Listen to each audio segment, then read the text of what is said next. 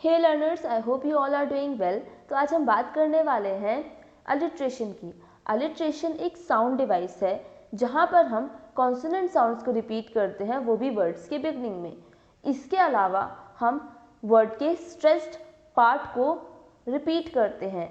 आप जानते हैं कि जो वर्ड्स हैं वो स्ट्रेस्ड और अनस्ट्रेस्ड सिलेबल से बने होते हैं, तो उसका जो स्ट्रेस्ड पार्ट होता है उसको हम रिपीट करते हैं, वो भी कॉन्सोनेंट साउंड से। अब हम यहाँ पर कुछ एग्जाम्पल लेते हैं। यहाँ पर आप मेरी प्रोनाउंसिएशन पे भी फोकस करना। कामन केयरफुली कॉट कार्ड, क साउंड का रिपीटेशन।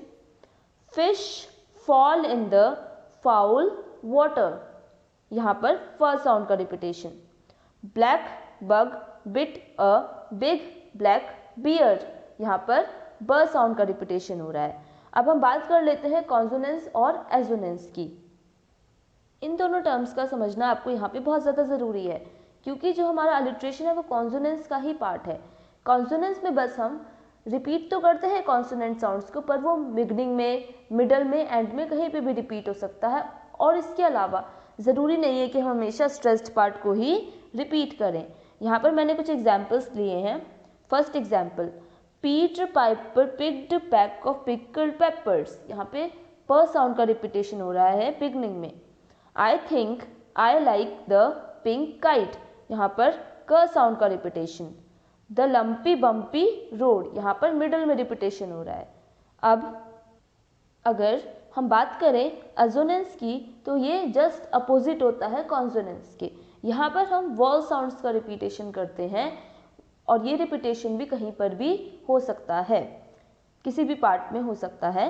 यहाँ पे कुछ एग्जाम्पल्स हैं। The morning star is cold and with bold statement, O sound का repetition. The morning dew was wet and set in ground, यहाँ पे ए साउंड का repetition. You could taste the spring paste fill the air, यहाँ पर ए sound का repetition. अब अगर हम बात करें अलिट्रेशन के लिटरेचर के पर्सपेक्टिव से, तो जो हमारा ओल्ड इंग्लिश का टाइम था, उस टाइम पर जो पोइट्री का यूज़ किया जाता था वो ज़्यादातर राइमिंग स्कीम में होती थी, और यहाँ पर अलिट्रेशन का बहुत इंपॉर्टेंट रोल होता था। अगर हम बात करें एक फेमस पोएम बियोवुल्फ की, जिसे हम एपिक पोएम भी कहते हैं लंदन की, और ये एक लॉन्ग नरेटिव पोएम है।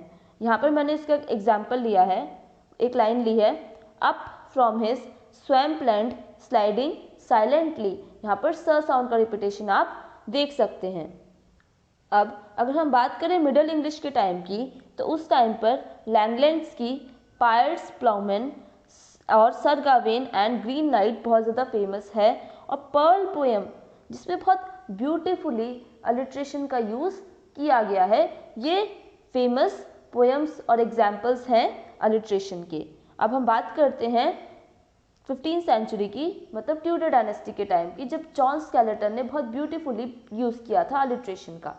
एक बात अब मैं आपको बता दूं, अलिट्रेशन जितनी कॉमन स्पीच है उतनी ही ज़्यादा अंडर एस्टिमेट स्पीच भी है, क्योंकि इसमें ज़्यादा वेरिएशंस नहीं किए गए। आप देख सकते हैं 15वीं सेंचुरी के बाद डायरेक्ट लेट 19वीं सेंचुरी में इसे रिवाइव किया गया, और यहाँ पर उसमें कुछ वेरिएशंस किए गए, और ब्यूटीफुली जिसे जेरार्ड मैनले हॉपकिंस ने अपने वर्क स्प्रिंग में हमें दिखाया है। स्प्रिंग एक बहुत ब्यूटीफुल पोएम है, यहाँ पर मैंने उसकी कुछ लाइन्स ली हैं, चलिए देखते हैं। Nothing is so beautiful as spring, when weeds in wheels shoot long, lovely and lush. Thrush eggs look little low heaven, and thrush through the echoing timber does so rinse and ring.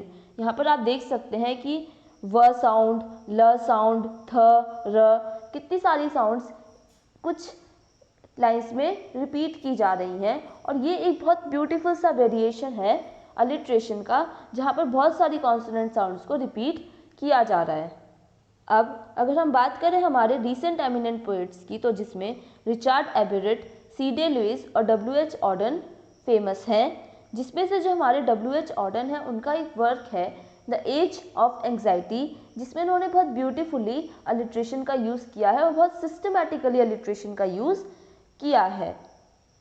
एक बात और याद रखना कि pros में भी alliteration का use होता है, लेकिन पोइट्री में वो हमें ज़्यादा अच्छे से दिखाई देता है, इसीलिए पोइट्री में अलिट्रेशन का यूज़ बहुत ज़्यादा कॉमन है, पर प्रोज में भी अलिट्रेशन का यूज़ किया जाता है। अब हम कुछ लिटरेरी एग्जाम्पल्स की बात करें तो रोमियो एंड जूलियट, जिसे विलियम शेक्सपियर में लिखा है, उसका यहाँ पर मैंने कुछ लाइन्स ली हैं। From fourth the petal Lions of these two foes a pair of star-crossed lovers take their life।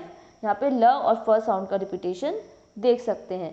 अब हम एक और एग्जाम्पल लेते हैं, ओड टू अ नाइटिंगेल, जिसे जॉन कीट्स ने लिखा है। यहाँ पर आप देख सकते हैं कि कैसे स साउंड को बार बार रिपीट किया जा रहा है। सेल्फ, सेम, सॉन्ग, सैड, सिक, स्टूड, सेम, यहाँ पर स साउंड का रिपीटेशन हमें देखने को मिल रहा है। आई होप आपको ये लेक्चर क्लियर होगा। आई होप आपको चीज़ें समझ में आई होंगी। आपकी टॉपिक के रिगार्डिंग जो भी क्वेरीज है वो आप कमेंट सेक्शन में लिख सकते हैं। इसके अलावा आप अलिट्रेशन के कुछ और एग्जाम्पल्स भी कमेंट सेक्शन में लिख सकते हैं। Thanks for watching. मिलते हैं नेक्स्ट वीडियो में। Till then keep learning, keep growing.